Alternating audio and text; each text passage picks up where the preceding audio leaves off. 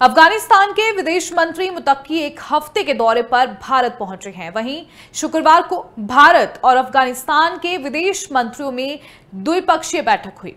इस दौरान एक बड़ा फैसला लिया गया है। भारत के विदेश मंत्री एस जयशंकर ने इस फैसले की घोषणा करते हुए कहा कि भारत फिर से अफगानिस्तान में अपना दूतावास यानी एम्बेसी शुरू करेगा।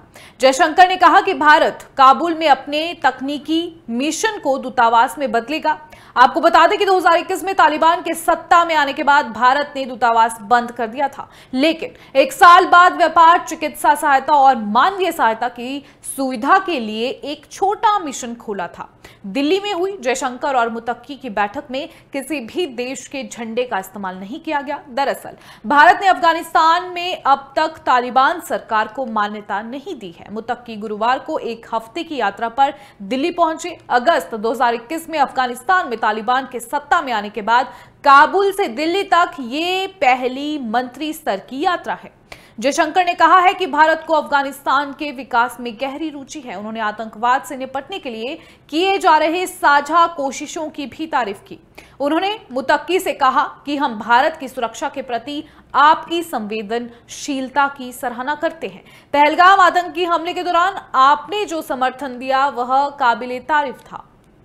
जयशंकर ने कहा कि भारत अफगानिस्तान की संप्रभुता, क्षेत्रीय अखंडता और स्वतंत्रता के लिए पूरी तरह से प्रतिबद्ध है। इसे और मजबूत करने के लिए ही मैं आज भारत के तकनीकी मिशन को भारतीय दूतावास के दर्जे पर बढ़ाने की घोषणा कर रहा हूं। मुत्तकी ने भारत को शुक्रिया कहते हुए कहा कि अफगानिस्तान में आए भूकंप में भारत सबसे पहले मदद पहुंचाने वाला देश था। अफगानिस्तान भारत को एक करीबी दोस्त मानता है। आपको बता दें कि मुत्तकी की भारत यात्रा केवल राजनीतिक मुलाकातों तक सीमित नहीं होगी। वे इस दौरान सांस्कृतिक और धार्मिक स्थलों का भी दौरा करेंगे।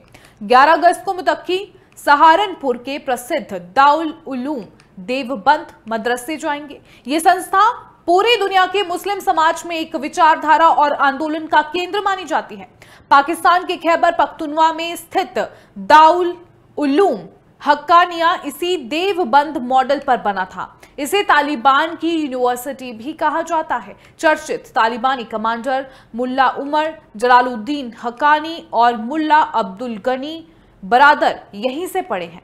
12 अक्टूबर को मुत्तकी आगरा में ताजमहल का दौरा करेंगे। इसके बाद वे नई दिल्ली में उद्योग और व्यापार प्रतिनिधियों के साथ एक बैठक में शामिल होंगे, जिसे एक प्रमुख चैम्बर ऑफ कॉमर्स द्वारा आयोजित किया जा रहा है। अब सवाल यह है कि क्या अब भारत तालिबान सरकार को गंभीरता से ले रहा है? तो बता दें कि एक एक्सपर्ट का कहना है कि भारत के साथ अफगानिस्तान की तालिबान सरकार की जो बातचीत शुरू हुई है वो कई मायनों में अहम है।